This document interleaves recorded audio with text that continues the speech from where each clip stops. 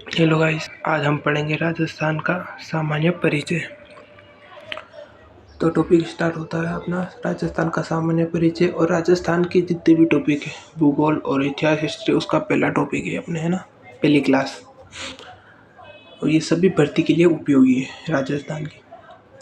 राजस्थान का क्षेत्रफल की दृष्टि से हमारे देश का सबसे बड़ा राज्य है। 1 नवंबर 2000 को मध्य प्रदेश से छत्तीसगढ़ का गठन हुआ और इसी दिन से राजस्थान देश का सबसे बड़ा राज्य बना। 1 नवंबर 2000 को जब मध्य प्रदेश और छत्तीसगढ़ तो दोनों विभाजित हुए तो राजस्थान भारत का सबसे बड़ा राज्य बन गया, वरना पहले मध्य प्रदेश था राजस्थान का सबसे बड़ा राज्य, है ना।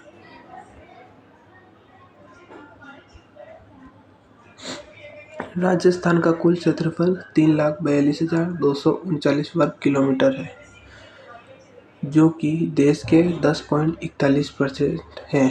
ये जो अंडरलाइन कर रहा हूँ वो आप लिखते जाओ। ये तो सारे इम्पोर्टेंट है ना। क्षेत्रफल की दृष्टि से राजस्थान की तुलना की जाए तो राजस्थान श्रीलंका से 5 गुना और चेकोस्लोवाकिया से 3 गुना, इजराइल से 17 गुना तथा इंग्लैंड से 2 गुना ही बड़ा है। जापान से 3 गुना राजस्थान कुछ ही छोटा है। ये इम्पोर्टेंट है। राजस्थान की तुलना की जा सकती है अलग अलग देशों से, है ना, तो इसको नोट कर लेना।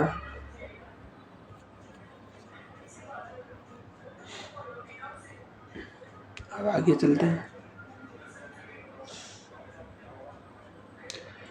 6वीं शताब्दी के बाद राजस्थानी भूभाग में राजपूत राज्यों का उदय प्रारंभ हुआ। राजपूत राज्यों की प्रधानता के कारण इसे राजपूताना कहा जाने लगा। पहले राजस्थान में राजपूतों का ज़्यादा शासन था, तो इसे राजपूताना कहा जाने लगा।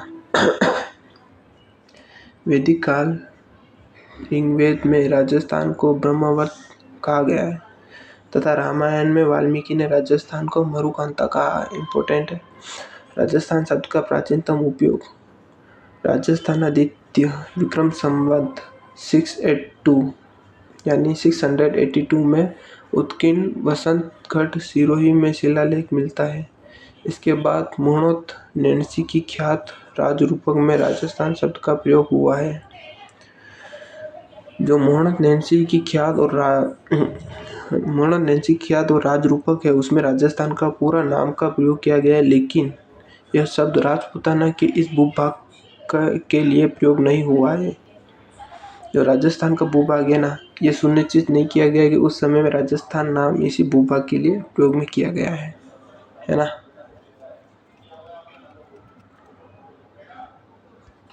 चलो आगे चलते हैं। ये जो भी है सबको नोट करते चलिए, साथ साथ में नोट्स बनाते चलें। सन 1800 ईस्वी में आयरलैंड के निवासी जॉर्ज थॉमस ने राजस्थान के इस भाग के लिए राजपूताना की संज्ञा दी है। इस बात का उल्लेख विलियम फ्रैंकलिन की पुस्तक military memorials of MR Garg themes में होता है। यह इम्पोर्टेंट है, ये बुक पूछी जा सकती है। कैसे बताता। सन 1800 ईस्वी में आयरलैंड के जो निवासी थे जॉर्ज थॉमस, उन्होंने राजस्थान के लिए कौन सी पुस्तक लिखी, तो ये आप लिख सकते हो मिलिट्री मेमोरीज ऑफ। ठीक है। फिर क्वेश्चन बन सकता है, राजस्थान में राजपूताना नाम सर्वप्रथम किस बुक में मिला है या किस जगह से प्राप्त होता है, तो इस बुक का नाम लिख सकते हो। और विलियम फ्रैंकलिन की पुस्तक मिलिट्री मेमोरियल्स, ये भी क्वेश्चन बन सकता है ना। 3-4 क्वेश्चन बन रहे हैं यहाँ से, तो नोट कर लेना। कर्नल जेम्स टोड ने इस राज्य को राजस्थान कहा है क्योंकि स्थानीय साहित्य एवं बोलचाल में राजाओं के निवास के प्रांत को राजस्थान कहते हैं। 19वीं सदी में कर्नल जेम्स टोड ने अपनी पुस्तक एनॉल्स एंड एक्टिविटीज ऑफ राजस्थान शब्द का प्रयोग किया है। इस पुस्तक का दूसरा नाम the central and western Rajput state of India है। ठीक है, आगे चलते हैं। कर्नल जेम्स टोड तो आपको पता ही, घोड़े वाला बाबा, इन्होंने पुस्तक लिखी थी। 19वीं सदी में कर्नल जेम्स टोड अपनी पुस्तक एनल्स एंड इक्विटी में राजस्थान शब्द का प्रयोग किया गया है। राजस्थान शब्द का सर्वप्रथम प्रयोग तो वो ऊपर चला गया जिसका कोई निर्धारित है ही नहीं। एक मिनट, एक तो मिलिट्री ऑफ मेमोरियल्स गार्ग, इसमें राजस्थान शब्द का प्रयोग किया गया, लेकिन इसमें वो मतलब प्रॉपर वो भूभाग के लिए राजस्थान शब्द का प्रयोग किया गया, ये कोई प्रमाण नहीं मिला। लेकिन कर्नल जेम्स टोड ने अपनी पुस्तक इक्विटी ऑफ राजस्थान में राजस्थान शब्द का प्रयोग किया है सर्वप्रथम, है ना।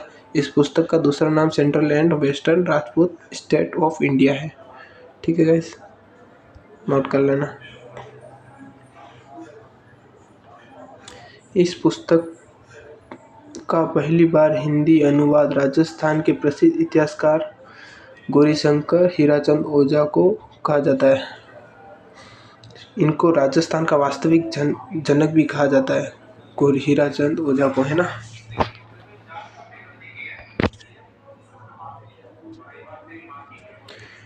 इस पुस्तक का पहली बार हिंदी अनुवाद राजस्थान के प्रसिद्ध इतिहासकार गौरीशंकर हीराचंद ओझा ने किया था। क्वेश्चन बन सकता है ना। इसे हिंदी में प्राचीन राजस्थान का विश्लेषण कहते हैं। कर्नल जेम्स टोड ने 1818 से 1821 के मध्य मेवाड़ उदयपुर प्रांत में पॉलिटिकल एजेंट थे। ये भी क्वेश्चन बन सकता है। कर्नल जेम्स टोड कहाँ के पॉलिटिकल एजेंट थे? उदयपुर के, मेवाड़ के। इन्होंने अपने घोड़े पर बैठकर घूम घूम कर इतिहास लेखन किया, अतः कर्नल जेम्स टोड को घोड़े वाला बाबा कहा जाता है, क्योंकि इन्होंने घोड़े पर बैठकर राजस्थान के सारे इतिहास को एकत्र किया था, एकजुट किया था।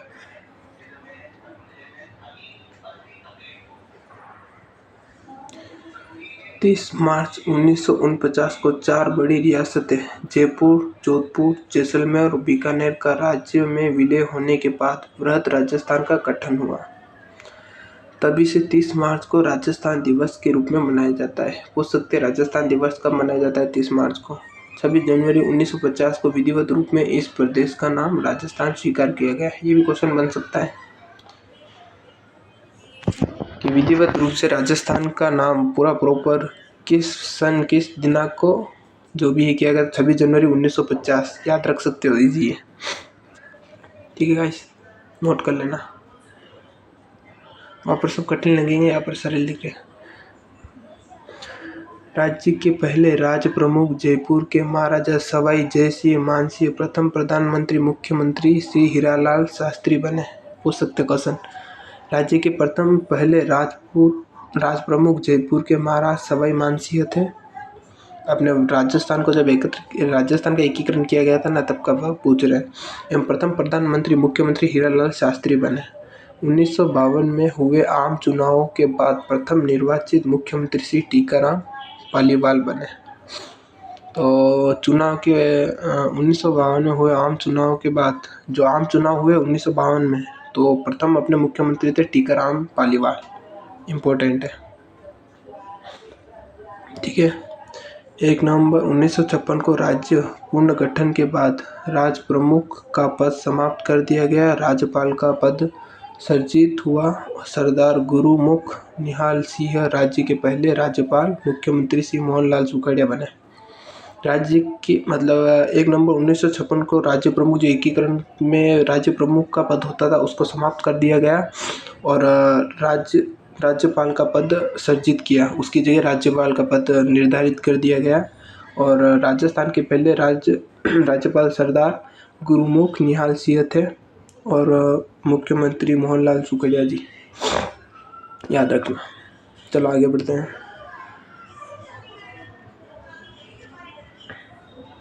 2011 में राजस्थान की कुल जनसंख्या 68,548 एंड 437। इसको हम कैसे याद करेंगे? 68,548, 437 ऐसे याद कर सकते हैं ना। ऐसे बड़े बड़े में याद करोगे, करोड़ लाख है, तो ऐसे याद नहीं होंगे। 68,548, 437 ऐसे याद हो जाएगा। तो क्या सिस्टम था? 2011 में राजस्थान की कुल जनसंख्या 68,548 एंड 437 थी। जो कि देश की जनसंख्या की 5.87% थी। 5.67% थी। राजस्थान की स्थिति, विस्तार, आकृति एवं भौतिक स्वरूप। Next topic. ये अपना नेक्स्ट टॉपिक है। राजस्थान की स्थिति, विस्तार, आकृति एवं भौतिक स्वरूप। भूमध्य रेखा से सापेक्ष राजस्थान उत्तरी गोलार्ध में स्थित है। भूमध्य रेखा के हिसाब से सापेक्ष देखा जाए तो राजस्थान उत्तरी गोलार्ध में स्थित है। ग्रीनविच रेखा से सापेक्ष देखा जाए राजस्थान पूर्वी गोलार्ध में स्थित है, तो राजस्थान उत्तरी पूर्वी गोलार्ध में स्थित है। पूरा बनता है ना।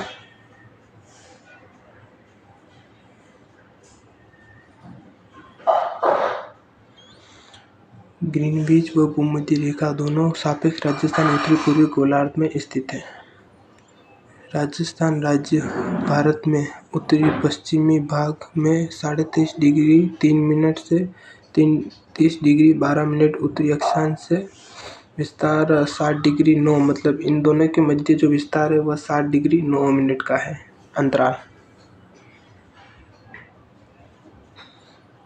कैसे समझाऊँ? जैसे उत्तरी पूर्वी गोलार्ध 23.5 डिग्री मतलब 23 डिग्री 3 मिनट और 30 डिग्री 12 मिनट के मध्य ये 60 डिग्री 9 मिनट का अंतराल है, विस्तार है।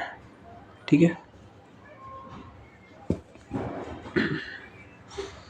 तथा 69 डिग्री 30 मिनट से 78 डिग्री 17 मिनट पूर्वी देशांतर, इन दोनों के मध्य 8 डिग्री 47 का अंतराल है के मध्य स्थित है ना। इम्पोर्टेंट है, नोट कर लेना। अंतराल तो आप इन दोनों को माइनस करके निकाल सकते हो।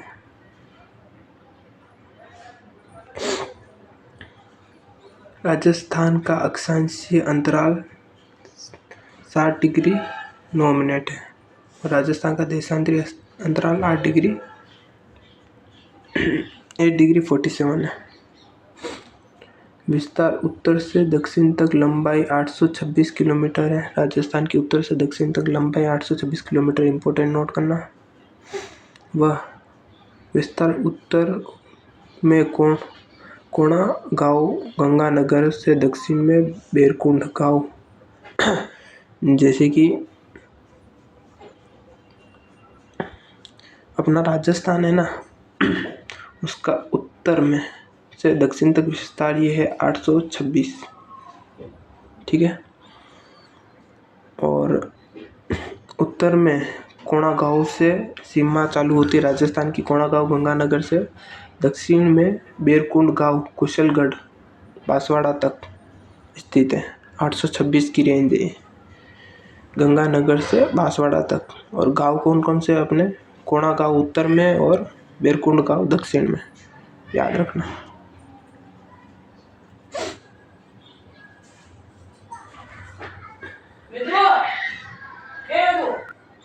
और राजस्थान के पूर्व से पश्चिम की चौड़ाई 869 किलोमीटर।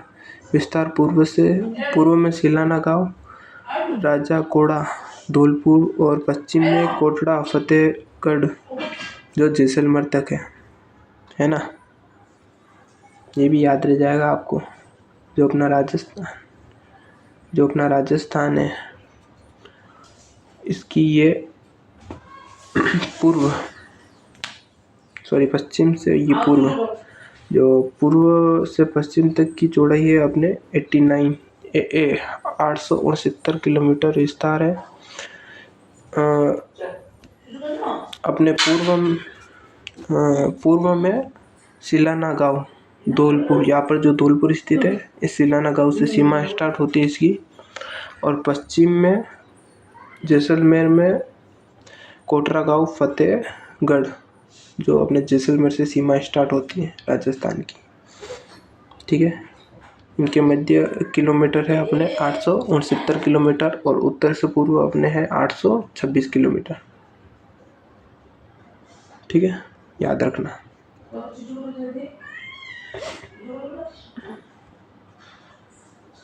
चलो आगे बढ़ते हैं।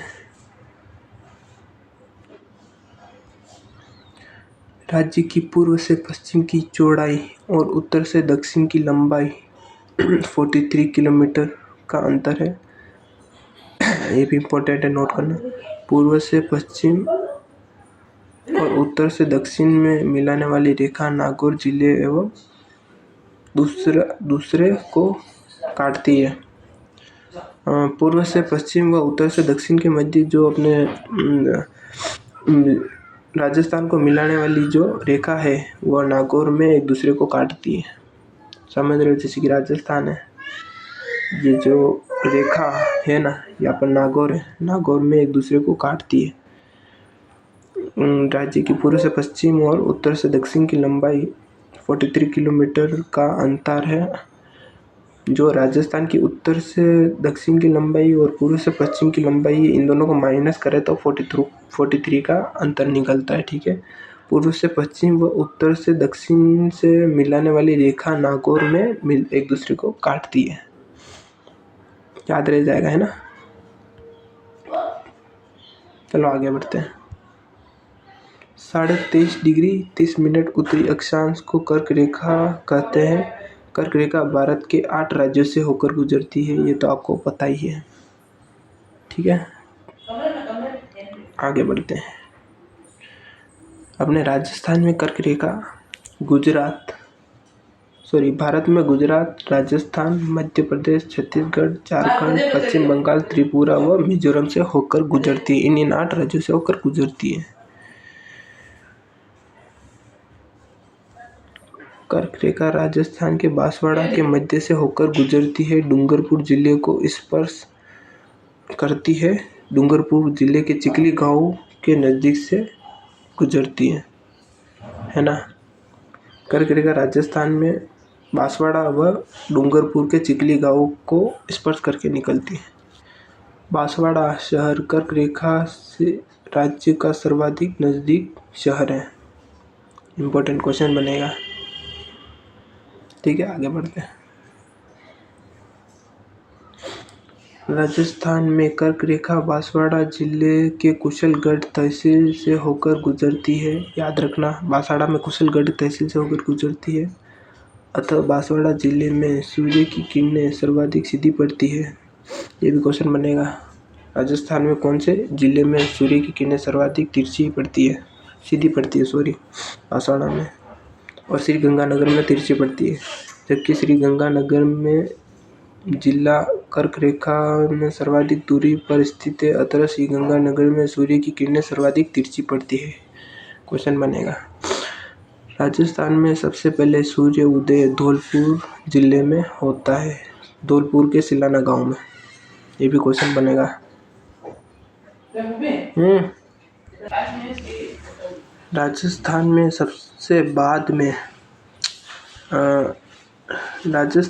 सबसे बाद में सूर्य उदय जैसलमेर जिले के कटरा गांव में, और यहीं पर सबसे बाद में सूर्यास्त होता है। सबसे बाद में जैसलमेर में होता है, कटरा गांव में, और सबसे पहले धौलपुर में होता है अपने सिलाना गांव में, ना। कटरा और सिलाना याद रखना। सिलाना में सबसे पहले सूर्य उदय होता है, धौलपुर में, और कटरा सबसे बाद में, और अस्त जैसलमेर में सबसे पहले होता है और धौलपुर में सबसे बाद में। सूर्य 2 मिनट का कुछ गड़बड़ हुई है। सूर्य उदय जैसलमेर जिले के कटरा गांव में राजस्थान में सबसे बाद में जो कटरा गांव है ना, जैसलमेर का, वहाँ पर सूर्य उदय होता है, और यहीं पर सबसे बाद में सूर्य अस्त होता है। ठीक है, और धौलपुर में सबसे पहले हो जाता है। सबसे पहले उदय होता है, सबसे पहले अस्त होता है। राजस्थान का मानक समय भारत के मानक समय से 82.5 पूर्वी देशांतर के अनुरूप ही है। जो भारत का मानक समय रेखा है वो राजस्थान की है, 82.5 डिग्री। ठीक है, चलो आगे बढ़ते हैं। राजस्थान की आकृति सबसे पहले विषम कोणीय चतुर्भुज या पतंग पतंगाकार थी जो विद्वान T.H. हेंडले ने बताई। ये क्वेश्चन बन सकता है। राजस्थान की आकृति चतुष्भुज या पतंगाकार किसने बताई है? हेंडले ने। राज्य का सबसे उच्चतम बिंदु गुरु शिखर है जो कि 1722 मीटर ऊंचा है, जबकि सबसे निम्न बिंदु सांबर झील है जो कि समुद्र तल से भी नीचा है। सांबर झील समुद्र तल से भी नीचा है और सबसे बड़ी गुरु शिखर 1722। राज्य का सबसे नजदीक बंदरगाह कांडला गुजरात में है। राज्य का सबसे ऊंचा बांध जाखम बांध जो कि 81 मीटर ऊंचा प्रतापगढ़ में है। अगर राजस्थान का सांस्कृतिक विभाजन किया जाए तो मेवाड़ में अपने उदयपुर, राजसमंद, भीलवाड़ा, चित्तौड़गढ़, प्रतापगढ़ आता है और मारवाड़ में जोधपुर, नागौर, पाली, बीकानेर, जैसलमेर, बाड़मेर आते हैं और ढूंढाड़ क्षेत्र में जयपुर, दौसा, टोंक, अजमेर बाग आता है। हाड़ौती में कोटा, बूंदी, बारा, झालावाड़, शेखावटी में चूरू, सीकर, झुंझुनू, मेवात में अलवर, भरतपुर, बागड़ में डूंगरपुर, बांसवाड़ा। अब चलो कुछ इंपॉर्टेंट क्वेश्चन पढ़ लेते हैं। राजस्थान का प्रवेश द्वार किसे कहा जाता है? भरतपुर को। मोस्ट इम्पोर्टेंट, राजस्थान का प्रवेश द्वार अपने भरतपुर है। महुआ के पेड़ पाए जाते हैं उदयपुर व चित्तौड़गढ़ में। इम्पोर्टेंट, राजस्थान का प्रवेश द्वार भरतपुर, महुआ का पेड़ चित्तौड़गढ़। राजस्थान में छपनिया अकाल किस वर्ष में पड़ा था? 1956 में, जिसे छपनिया अकाल कहा गया था। राजस्थान में मानसून वर्षा किस दिशा में बढ़ती है? दक्षिण से पश्चिम की ओर। दक्षिण से पश्चिम की ओर बढ़ती है ना, याद रखना। सॉरी, दक्षिण से पश्चिम की ओर।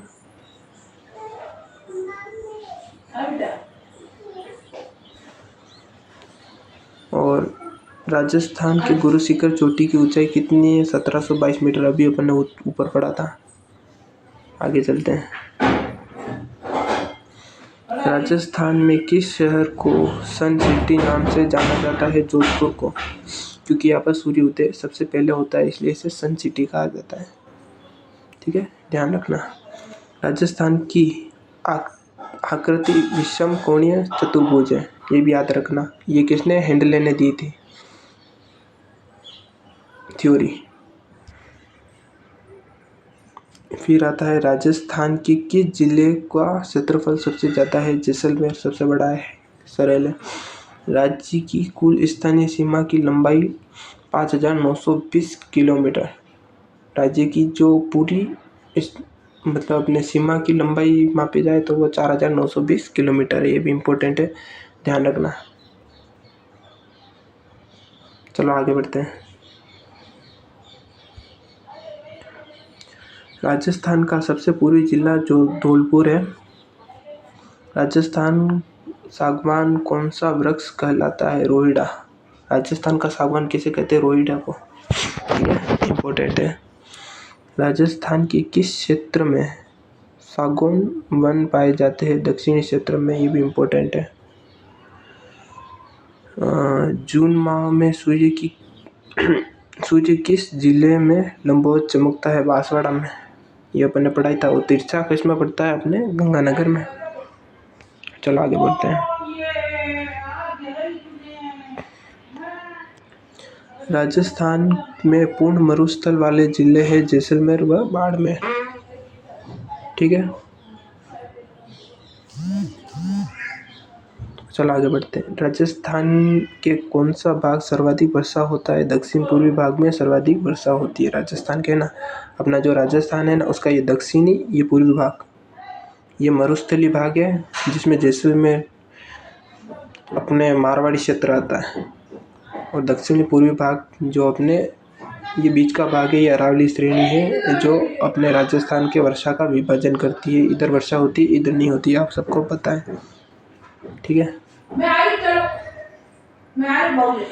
राजस्थान में सर्वाधिक तहसीलों की संख्या किस जिले में है? जयपुर में। राजस्थान की सर्वाधिक तहसीलें जयपुर में है। राजस्थान में सर्वाधिक सर्वप्रथम सूर्योदय कहाँ होता है? धौलपुर में, पता ही है। चलो आगे बढ़ते हैं।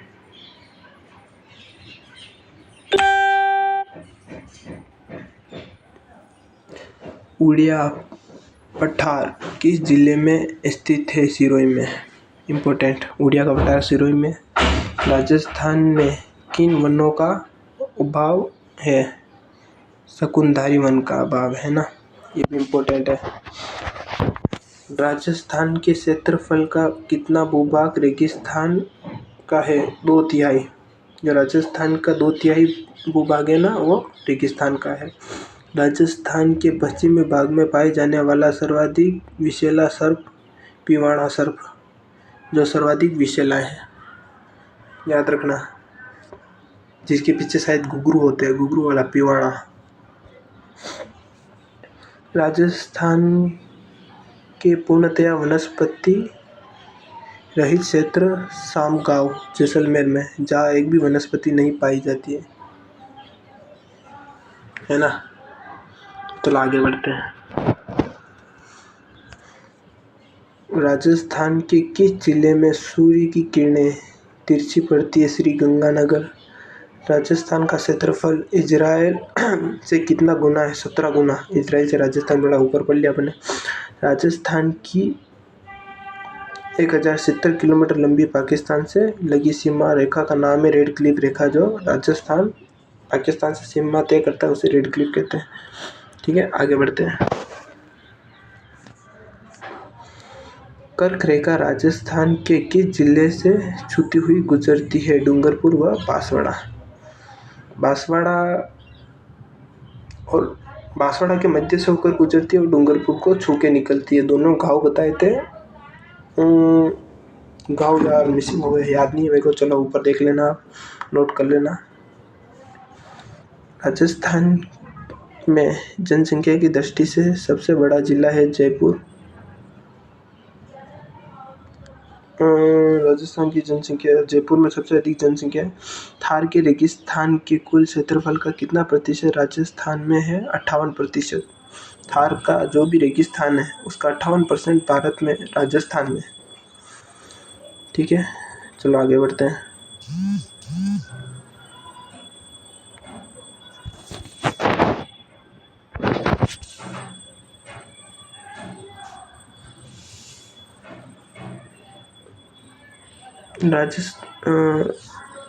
राजस्थान के रेगिस्तान में रेत की विशाल लहरदार टीले को क्या कहते हैं? दोरे।